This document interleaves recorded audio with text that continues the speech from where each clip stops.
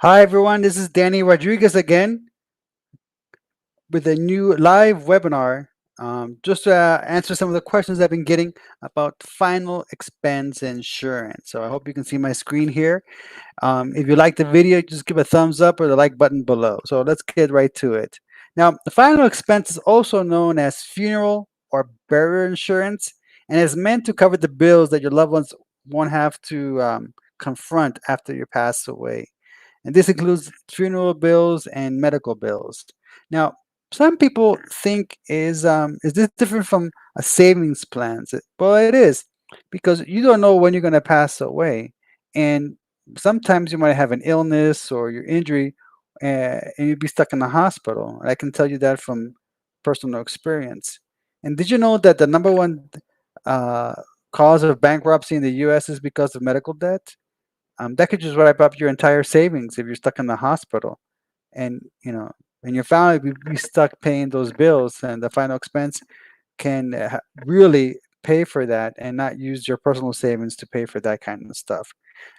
Some people ask, is final expense insurance the same as life insurance? Well, it is. Um, Final expense insurance is a form of whole life insurance, which is permanent life insurance, and it's sold anywhere between $5,000 to $50,000. And most final expense policies don't require any health exam or blood work. We work with carriers that make it easy and simple to apply and get qualified for. Now, you've probably heard that some funeral homes offer final expense insurance.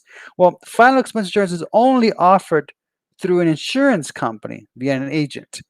Now, some agents are affiliated with funeral homes, and they sell what is called pre-need insurance. This is different from final expense or burial insurance.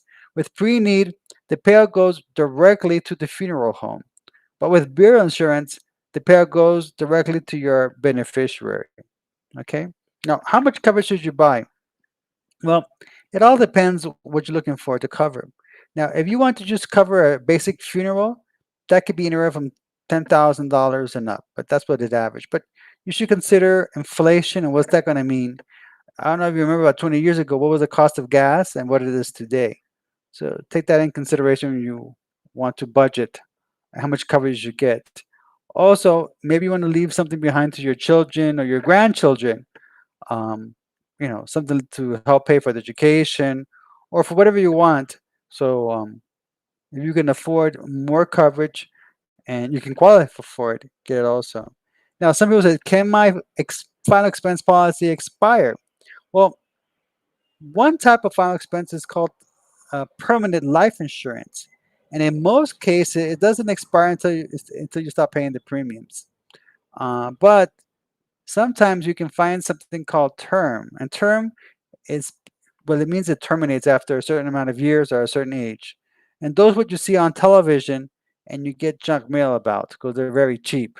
But what happens is that if you live, say, after the age of 80 or 85, whatever the term says, you're out of luck.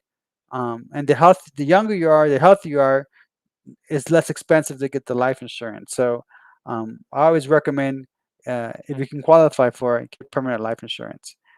So if you're interested in getting a free and obligation quote and see what's available to you, what you qualify for, go to getelitebenefits.com. Again, that's www.getelitebenefits.com for a free, no hassle quote. Okay, guys? Talk to you later. Bye.